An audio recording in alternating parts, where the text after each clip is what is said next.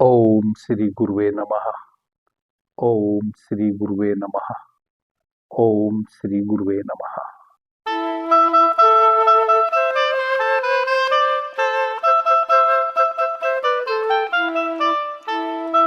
किन्हीं भी मित्र के यदि किसी भी प्रकार के जीवन से जुड़े हुए प्रश्न हैं, वह आप मुझे कर सकते हैं। प्रत्येक वीडियो के डिस्क्रिप्शन में हमारा एक व्हाट्सएप नंबर होता है। सभी मित्रों से निवेदन है उस नंबर पर कॉल ना करें, क्योंकि कॉल उठेगी नहीं, आपको खराब लगेगा कि आपको अवॉइड किया जा रहा है। समय के अभाव के कारण कॉल हम किसी की भी नहीं लेते हैं। आप उस पर अपना प्रश्न कर सकते हैं। समय आने पर मैं उन प्रश्नों के उत्तर इस चैनल पर देने की कोशिश करूंगा, करता ही हूं। द डार्क लाइट चैनल पर आप सभी मित्रों का आज की प्रश्नोत्तर चर्चा में मैं स्वागत करता हूं। जैसा कि आप जानते हैं, द डार्क लाइट चैनल मां श्रेष्ठा का चैनल है। इस चैनल पर हम प्रश्नोत्तर चर्चा लेकर आते हैं। इसके अतिरिक्त हमारे 2 चैनल और हैं, बाबा जी कहो और अवेकनिंग इनर सेल्फ। उन दोनों चैनल पर हम कोई ना कोई निरंतर सीरीज चलाते हैं। जैसे अवेकनिंग इनर सेल्फ चैनल पर हम ध्यान की एक बहुत ही महत्वपूर्ण सीरीज चला रहे हैं, विज्ञान भैरव तंत्र। और बाबा जी कहो चैनल पर हम स्वर विज्ञान की सीरीज चला रहे हैं, जो माता पार्वती को भगवान शिव के द्वारा बताया गया था। और हमारे इन तीनों चैनल पर जितने भी प्रश्न आते हैं, जिस प्रकार के भी, उन सभी प्रश्नों का उत्तर इस चैनल पर ही हम देने का प्रयास करते हैं। हम उसी प्रश्न को उठाते हैं जो हमारे पास एक जैसे अनेकों मित्रों के प्रश्न हो जाते हैं। जब भी एक जैसे बहुत से प्रश्न इकट्ठे हो जाते हैं, तभी हम उन प्रश्नों को चर्चा का विषय बनाते हैं। आदरणीय मित्रों, 2024 जब पितृपक्ष चल रहे थे, श्राद्ध चल रहे थे, उस समय मेरे पास कई हजार मित्रों के प्रश्न आए श्राद्ध से संबंधित, पितृपक्ष से संबंधित, कि गुरुजी हमें बताओ हम किस प्रकार से पितृपक्ष में पिंडदान करें, अर्घ करें अपने पितरों को, कि हमारे घर में शांति आ जाए। वैसी मान्यता है कि जब हमारे पितृ रूठ जाते हैं तो हमारे घर में नाना प्रकार की अशांति फैल जाती है। जब हमारे पितृ हमसे रुष्ट हो जाते हैं, मुझे नहीं पता है, ऐसी मान्यता है कि जब हमारे पितृ रुष्ट हो जाते हैं, वैसी अवस्था में हमारे घर में नाना प्रकार के कष्ट आ जाते हैं। यदि विवाह योग पुत्र पुत्री घर में है तो उनके विवाह के योग नहीं बनते। यदि कोई पुत्र पुत्री अपनी एजुकेशन प्राप्त कर लिए हैं, नौकरी व्यवसाय करना चाहते हैं, तो उनकी नौकरी और व्यवसाय के संयोग नहीं बनते। घर में और नाना प्रकार के दुख संताप रहते हैं। वैसी मान्यता है जब पितृ रूठ जाते हैं तब। मैं इस बात का साक्षी नहीं हूं कि ऐसा होता होगा, लेकिन मान्यता है तो होता होगा।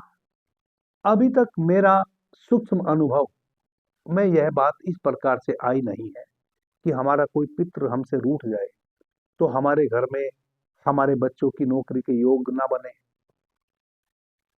या विवाह के योग ना बने, या हमारे घर में हमारी आर्थिक परेशानियां आ जाएं, या हम बीमार अधिक रहने लगे। ऐसा मेरा अनुभव नहीं है। मैं जीवन को जरा और सूक्ष्मता से देखने का प्रयास करता हूं, क्योंकि मैं साधु हूं। मैं तत्व की बात करूंगा, तत्व से ही चीजों को समझने की और जानने की कोशिश करूंगा। इसलिए जब भी मित्रों के इस प्रकार के प्रश्न आए हैं, मैंने कभी उचित नहीं समझा कि मैं उन प्रश्नों का उत्तर दूं। जब से हमने स्वर विज्ञान सीरीज चलाई है, क्योंकि पीछे अवेकनिंग इनर सेल्फ चैनल पर भी हमने स्वर विज्ञान सीरीज चलाई थी 2024 सावन माह से। 50 के करीब चर्चा उस चैनल पर हमारी है स्वर विज्ञान से संबंधित।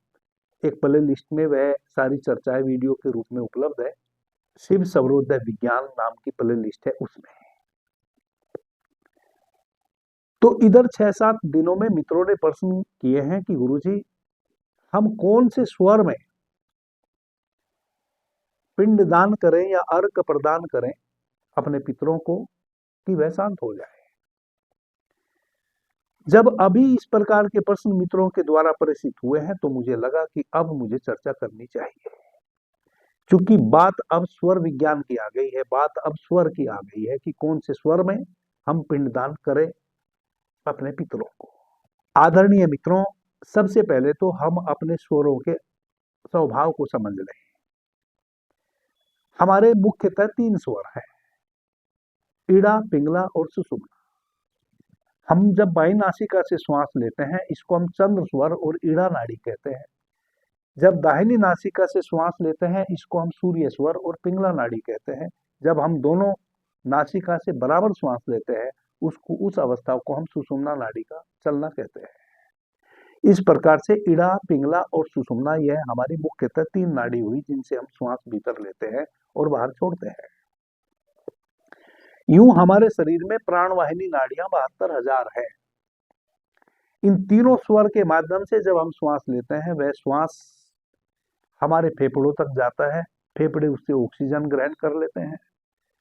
इसके अतिरिक्त श्वास के साथ जो प्राण तत्व कहता जाता है भीतर, जो एक प्राण शक्ति भीतर हम प्रत्येक श्वास के साथ भीतर ले रहे हैं, वह हमारी नाभि तक जाती है। इसलिए कहते हैं कि श्वास नाभि से लेना चाहिए। नाभि से लेना चाहिए इसका मतलब केवल इतना ही होता है कि श्वास इतना गहरा हो कि हमारी नाभि नीचे और ऊपर उठे, तब अधिक से अधिक प्राण शक्ति, ऑक्सीजन तो हमारे फेफड़े ने ग्रहण कर ली श्वास से, लेकिन प्राण शक्ति अधिक से अधिक वैसी अवस्था में हमारी नाभि सूखती है और फिर उस नाभि के माध्यम से मणिपुर चक्र है, मणिपुर चक्र के माध्यम से हमारे शरीर में जो 72,000 प्राणवाहिनी नाड़ियां हैं उनमें वह प्राण तत्व प्रवेश करता है। अब हमारे तीनों स्वर का अलग अलग अनुभव है। यह जो ईड़ा, पिंगला और सुषुम्ना हमारे 3 स्वर है, यह 3 चीजों का और प्रतीक है, सत, रज और तम। चंद्र स्वर जब हमारा चल रहा होता है उसको कहते हैं हम सतोगुणी। सूर्य स्वर जब हमारा बह रहा होता है उसको कहते हैं हम रजोगुणी। और जब दोनों स्वर से हम बराबर श्वास ले रहे होते हैं यानी कि हमारी सुषुम्ना बह रही होती है उसको कहते हैं हम तमोगुणी। जब हमारा सुषुम्ना स्वर चल रहा होता है उस समय मन और प्राण के तल पे हम बहुत ही स्ट्रोंग हो जाते हैं। वैसी अवस्था में यदि हम शांत बैठ के स्वाध्याय करें, ध्यान करें, प्रार्थना करें, पूजा करें, मंत्र जपें, यानी कि बिल्कुल शांत बैठ के जब हमारा सुषुम्ना स्वर चल रहा होता है उस समय यूं तो हम बहुत शक्तिशाली हो जाते हैं प्राण के तल पे भी और मन के तल पे भी, क्योंकि जब सुषुम्ना नाड़ी चलती है तब हमारा पूरा का पूरा मस्तिष्क एक साथ कार्य करता है और जितनी भी हमारी इंद्रियां हैं, कर्मेंद्रियां हैं, सभी एक साथ कार्य करने लग जाती हैं। एक प्रकार से तो कहें कि तमोगुणी नहीं, उस अवस्था को तो रजोगुणी कहना चाहिए, क्योंकि हम बहुत शक्तिशाली हो जाते हैं। लेकिन स्वर विज्ञान के माध्यम से यदि हम विचार करें तो हम इस प्रकार से विचार करेंगे कि हमें तामसिक हो जाना चाहिए जब हमारी सुषुम्ना नाड़ी चल रही हो। भगवान शिव माता पार्वती को कहते हैं कि जब सुषुम्ना नाड़ी चल रही हो उस समय में आप अपने बाहर के कार्य ना करें, आप भीतर के कार्य करें। यानी कि प्रत्येक व्यक्ति को उस समय स्वाध्याय करना चाहिए, आंख बंद करके भीतर बैठ जाना चाहिए, ध्यान करना चाहिए, ईश्वर का चिंतन करना चाहिए, मनन करना चाहिए, स्मरण करना चाहिए। क्योंकि यदि बाह्य तल पे कोई काम करेंगे तो बिगाड़ हो जाएंगे, नुकसान हो जाएंगे, और तमस में नुकसान होते हैं।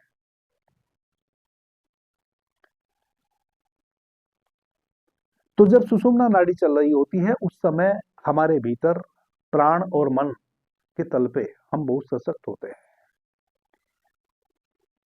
वैसे समय पे यदि हम ध्यान साधना करें तो वह बहुत जल्दी फलीफूलित हो जाती है। तो जो हमारा चंद्र स्वर है यह है शांति का प्रतीक, इसलिए इसको कहते हैं सतोगुणी। जो भी सौम्य और निर्मल कार्य है और स्थायित्व वाले कार्य है वैसे कार्य हमें हमेशा चंद्र स्वर में निपटाने चाहिए। जितने भी शांति प्रदायक कार्य है जिन कार्यों से भी हम चाहते हैं कि शांति हो, अधिक से अधिक शांति उपजे हमारे भीतर भी और हमारे जीवन में बाहर भी,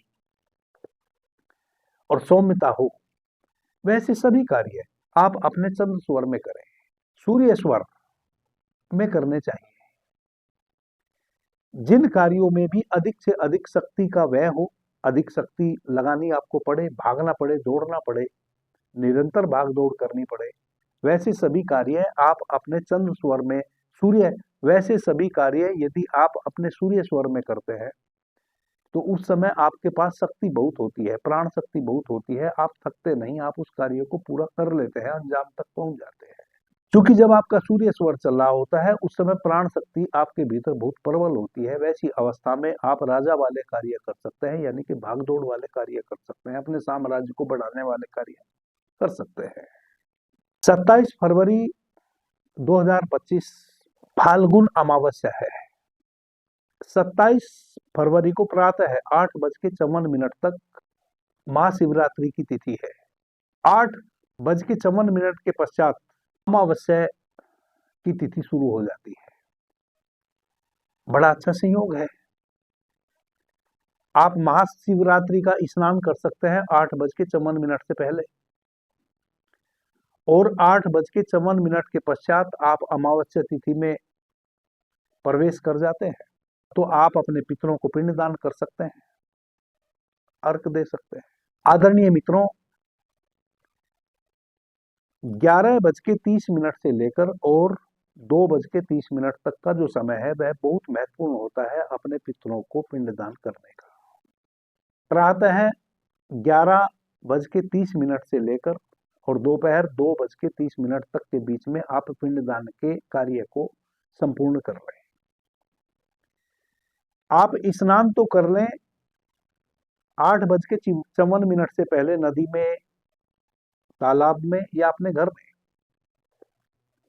महाशिवरात्रि की तिथि है 8:54 तक प्रातः है, तो आप 8:54 से पहले पहले स्नान इत्यादि कर लें और 11:30 बजे से लेकर 2:30 बजे के बीच में अपना पिंडदान करने की कोशिश करें। यह सबसे महत्वपूर्ण समय है। पंडित जी कई बार क्या करते हैं कि उनको कई जगह पूजा प्रार्थना करवानी होती है, वह आपके समय को इधर से उधर कर देते हैं। आप पहले से ही तय कर लें कि आपको 11:30 से लेकर 2:30 के बीच में ही पिंडदान करना है। पिंडदान में क्या क्या सामग्री लगती हैं और किस विधि से किया जाता है यह आप अपने पंडित जी से समझेंगे। इसकी मुझे एक रत्ती भी नॉलेज नहीं है। बस मैंने तो अपने जीवन में 2 बार पिंडदान किया है, एक बार अपना स्वयं का और एक बार अपने पितरों का बोध गया में जाके, पंडित जी के द्वारा ही किया है।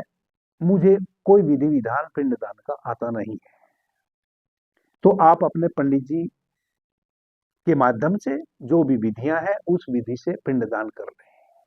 फिर मैं आपको क्या बता रहा हूं, मैं आपको यह बता रहा हूं कि आप 11:30 से लेकर 2:30 के बीच में पिंडदान करें और चंद्र स्वर में करें। यदि सच में आपके पितृ आपसे रूठे हुए हैं, जैसा कि मान्यता है कि जब हमारे पितृ हमसे रूठ जाते हैं तो हमारे जीवन में नाना प्रकार के कष्ट हमें घेर लेते हैं। कहते हैं कि जब हमारे पितृ शांत हो जाते हैं, जो कि शांति के कार्य हमें चंद्र स्वर में करने चाहिए, पितरों का आशीर्वाद हमें मिलता है। और चूंकि अमावस्या की जो तिथि है यह है, इसमें ही पिंडदान क्यों दिया जाता है? क्योंकि पिंड ऐसे में हमारे पितृ पृथ्वी के नियरेस्ट आ जाते हैं, बहुत निकट आ जाते हैं।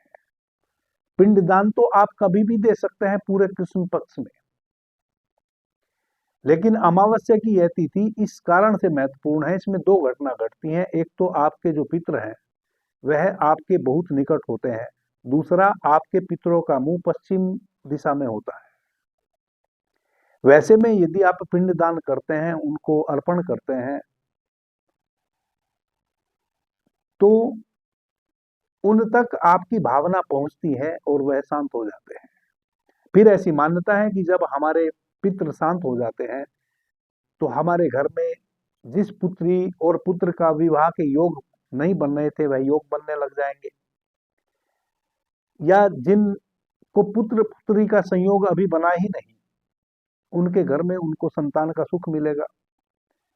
धन वैभव कीर्ति बढ़ेगी, धन बढ़ेगा, वैभव बढ़ेगा, समाज में आपकी कीर्ति बढ़ेगी। आपके जो पितृ हैं, हर प्रकार के सुखों का आशीर्वाद आपके पितरों के द्वारा आपको मिलेगा और आपके जीवन में सभी प्रकार के सुखों को आप उपलब्ध हो जाएंगे। आदरणीय मित्रों, इस विधि से मैंने बताया है कि चंद्र स्वर को हम कैसे सक्रिय करें। अब यदि आपका चंद्र स्वर ऐसे समय पे नहीं बह रहा है, यदि आपका चंद्र स्वर बह रहा हो और उसमें जल तत्व या पृथ्वी तत्व बह रहा हो, यदि आपका चंद्र स्वर चल रहा हो और चंद्र स्वर में जल तत्व बह रहा हो, तब तो कहना ही क्या। आदरणीय मित्रों, यदि आपको कोई पंडित जी नहीं मिल रहे हैं पिंडदान करने के लिए, आपके पितरों को अर्घ प्रदान करने की विधि बताने वाले, तब आप एक कार्य कर सकते हैं।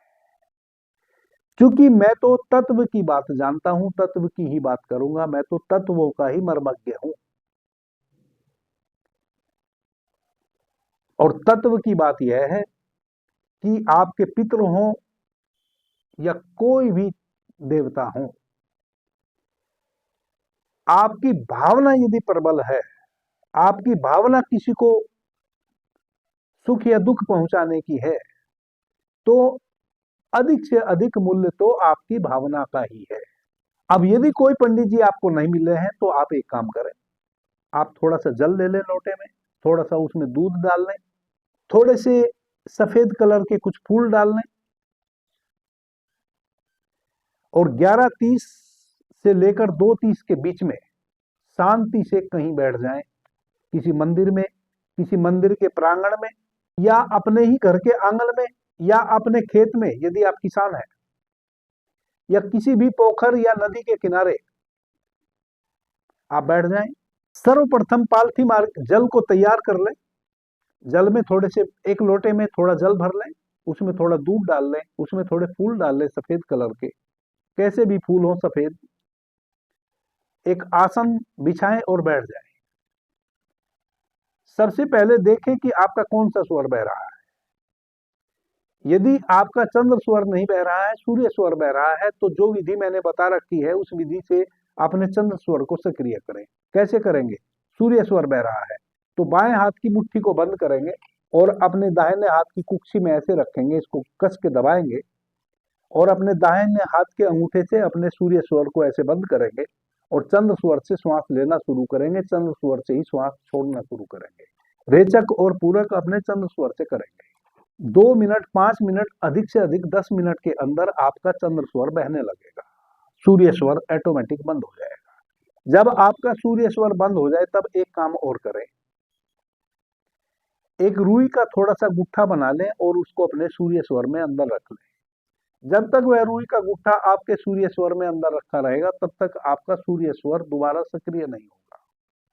क्योंकि कई बार ऐसा होता है कि चंद्र स्वर सक्रिय तो हो गया, लेकिन कुछ क्षणों के पश्चात वापस से बंद हो गया और आपका सूर्य स्वर चलने लगा। आप रुई का गुट्ठा रख देंगे तो आपका सूर्य स्वर बंद ही रहेगा। तो इस प्रकार से आप अधिक समय तक अपने चंद्र स्वर को चला सकते हैं, पहली बात। अब इसमें जल तत्व को कैसे बहाएं? तो जल तत्व को बहाने के लिए फिर आप एक कार्य कर सकते हैं। जल तत्व का जो स्वाद है वह है कसाय रस। आप कसाय रस का जैसे ही सेवन करेंगे, आपका जल तत्व बहना शुरू हो जाएगा। अब कसाय रस किन किन चीजों में है? सबसे अधिक कसेला क्या है? आम का बीज। आम का जो फल होता है, उसकी जो गुठली होती है, उसके भीतर जो बीज होता है वह बहुत कसेला होता है। या जामुन का जो बीज होता है वह भी बहुत कसेला होता है। जामुन भी कसेली होती है, जामुन का पत्ता भी कसेला होता है। तो आप जामुन का पत्ता या तो अपने मुंह में चबा के उसको पूरा घोलें। उस क्रम में जब आपका चंद्र स्वर बहने लगे, तब आप कसाय रस का सेवन करें। या तो आप थोड़ा सा आम की गुठली का चूर्ण अपने मुंह में रख ले, या हरा ताजा आंवला आपको मिल जाए तो आंवला चबा ले, या सूखे आंवले का पाउडर अपने मुंह में रख ले, या जामुन का पत्ता ही आप तोड़ के उसको चबा लें, तो आपके भीतर कुछ ही देर में आप देखेंगे, जब कसाय रस को आप अपने मुंह में लेंगे और उसके पूरे मुंह में घुलने देंगे, भाव करेंगे कि कसाय रस से आपका स्वाद भर गया है, ऑटोमेटिक आपके चंद्र स्वर में जल तत्व बहना शुरू हो जाएगा। अब जल तत्व बह रहा है, उसकी और क्या पहचान है, उसकी पहचान कैसे करें कि जल तत्व बहने लगा? तो जब भी जल तत्व बहता है वह 12 अंगुल से 16 अंगुल हमारी नासिका से बाहर श्वास आती है, और वह बिल्कुल हमारी छाती को छूते हुए नीचे हमारी नाभि तक जाता है। यानी कि जब आप श्वास भीतर भरेंगे और बाहर छोड़ेंगे, तो आपकी चूंकि चंद्र स्वर चल रहा है, तो चंद्र स्वर से श्वास जो बाहर निकलेगी वह 4, 8, 4, 12 और 4, 16, 12 अंगुल से 16 अंगुल के बीच में यहां आपकी नाभि के आसपास श्वास बिल्कुल सीधी आपकी नासिका से निकलेगी और आपकी छाती को छूते हुए ठंडी ठंडी श्वास भारी भारी आपकी हथेली के पृष्ठ भाग पर आप देखें, महसूस करें कि कहां पड़ रही है।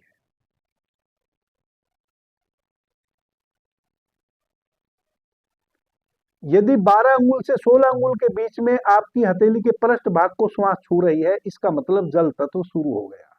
वैसे समय पे जब जल तत्व शुरू हो जाए, आप शांत बैठ जाइए किसी भी पोखरी में, नदी के किनारे, या किसी पोखर के किनारे, या मंदिर के प्रांगण में।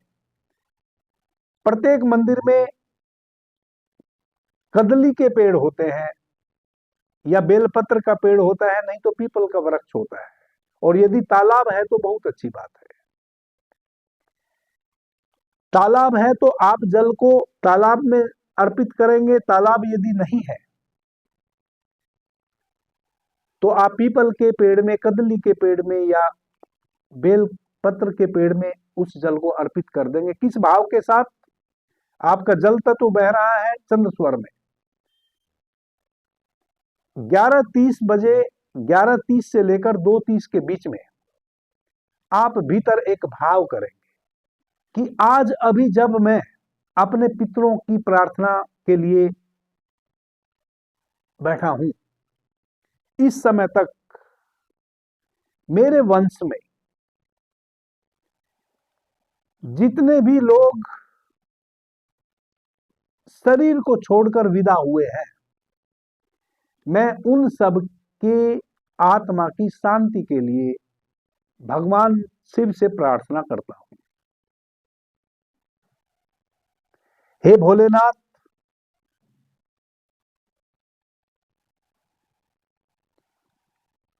मेरे वंश में जितने भी लोग इस शरीर को छोड़कर अशरीरी हो गए हैं, मैं उन सब के लिए आपके चरणों में प्रार्थना करता हूं, मेरे पितरों की आत्मा को शांति मिले।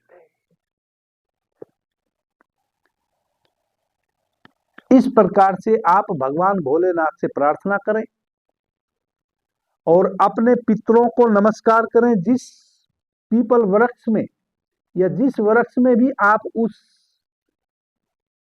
पानी को विसर्जित करेंगे, या नदी में विसर्जित करेंगे, या आप तालाब में विसर्जित करेंगे, इस भाव से आप विसर्जित करें कि मैं अपने सभी पितरों की आत्मा की शांति के लिए उनको जल अर्पित कर रहा हूं, और यह जो पवित्र जल है, इस पवित्र जल को मैं अपने पितरों के लिए अर्पित कर रहा हूं, और मेरे पितर इस जल का पान करें और मुझ पर अपना आशीर्वाद बरसाएं, और उनकी आत्मा को शांति मिले। इस प्रकार से आप स्वयं से इस भाव के साथ अर्घ प्रदान कर सकते हैं अपने पितरों को। अब चूंकि पंडित जी आपको उपलब्ध नहीं हुए, आपने स्वयं से किया है, तो जो भी ऐसा व्यक्ति जो सच में असहाय है, उसको आप जितनी भी सहायता कर सकते हो उसकी सहायता कर दें। जो भूखे हैं उनको भोजन ग्रहण करा दें। और जो भी असहाय है, जितनी भी आप मदद किसी असहाय की कर सकते हैं, जो सच में असहाय है, उसको आप आर्थिक रूप से मदद पहुंचा दें। यदि किसी पंडित जी में, किसी महात्मा में, किसी संत में आपकी श्रद्धा है, आप उनको दान कराएं। इस प्रकार से आप अपने चंद्र स्वर में जल तत्व के निग्रह के समय पितरों को अर्घ प्रदान कर सकते हैं। निश्चित रूप से आपकी भावना आपके पितृ सुनेंगे, क्योंकि आपके पितृ अभी अशरीरी हैं। जिनको मृत्यु के पश्चात नया शरीर मिल चुका, नए शरीर में कहीं ना कहीं इस पूरे ब्रह्मांड में कहीं ना कहीं किसी न किसी रूप में यदि उनको शरीर मिल गया है तो वह अपने जीवन को जी रहे हैं। लेकिन जो पितृ आपके अशरीरी हैं, जिनको शरीर छूटने के बाद अभी तक शरीर नहीं मिला नया, और वह नए शरीर के लिए भटक रहे हैं, जब आप भगवान भोलेनाथ से इस प्रकार से प्रार्थना करते हैं तो यह पूरा ब्रह्मांड आपकी उस प्रार्थना को सुनता है और उन आपके पितरों को कोई ना कोई शरीर उपलब्ध हो जाता है। जब आपके पितरों को कोई शरीर उपलब्ध हो जाता है तभी समझो कि वह शांत हुए। आदरणीय मित्रों, एक तो सिद्ध पुरुष अशरीरी होता है और एक साधारण व्यक्ति अशरीरी होता है। जब एक साधारण व्यक्ति इस शरीर को छोड़ के जाता है तो उसके पास वापस शरीर में लौटने की बहुत जुगुप्सा रहती है, क्योंकि उसने जीवन मृत्यु के भेद को नहीं जाना। इसलिए वह हमेशा ललचाया रहता है उस बात के लिए जो इस शरीर में घट सकती थी। वह अच्छे स्वाद के लिए हमेशा तड़पता रहेगा, यानी कि इस शरीर में रहते हुए जो भी भोग उसने भोगे हैं, इस शरीर के छूटते से ही वह उन भोगों से वंचित हो गया है। वह भोग भोगने के लिए उसको एक शरीर चाहिए, यही उसकी अतृप्ति है और किसी कारण से शरीर उसको उपलब्ध हो नहीं रहा है। यही है उसका सारा दुख। जब आप अपने पितृ के लिए, पितृ यानी कि प्रेत, इस प्रकार से प्रार्थना करते हैं तो भगवान भोलेनाथ उनको कोई ना कोई शरीर प्रदान कर देते हैं। जब कोई सिद्ध पुरुष इस शरीर को छोड़ता है, उसको पता रहता है, वह जान के इस शरीर को छोड़ता है या कहे कि होश में छोड़ता है, उसको पता है कि वह शरीर मैं नहीं था, उसकी आत्मा कभी नहीं भटकती। वह भी अशरीरी रूप में इस ब्रह्मांड में गति कर रहे हैं, इस ब्रह्मांड के साथ एकाकार कर लिए हैं, उनकी आत्मा नहीं भटकती, क्योंकि वह होशो हवास में अपने इस शरीर को त्यागे हैं। लेकिन जो होश में नहीं थे, उन्होंने जो शरीर त्यागा है, उनको इस शरीर में वापस आने की एक जुगुप्सा रहती है भीतर, और शरीर मिल नहीं रहा। कोई ऐसी व्यवस्था बन नहीं रही कि उनको शरीर नया प्रदान हो, कि वह शरीर में आए और जो भोग वह भोग रहे थे उनको वापस भोगे। इसलिए वह रुष्ट है। हम भगवान भोलेनाथ से ही प्रार्थना कर सकते हैं उनकी शांति के लिए। इस प्रकार से आप अपने पितरों की शांति के लिए भगवान भोलेनाथ से प्रार्थना करें, अपने पितरों को अर्घ प्रदान करें। और वैसा आप प्रत्येक, यह तो एक विशेष समय है, कृष्ण पक्ष की प्रत्येक अमावस्या को आप अपने पितरों को इस प्रकार से अर्घ प्रदान कर सकते हैं, इस विधि से जो मैंने आपको बताया। निश्चित रूप से आपको लाभ प्राप्त होगा। अभी के लिए इतना ही। आपने मुझे ध्यान से, प्रेम से सुना, उससे मैं बहुत अनुग्रहित हूं। सभी मित्रों को मेरा प्रणाम, धन्यवाद। हर हर महादेव।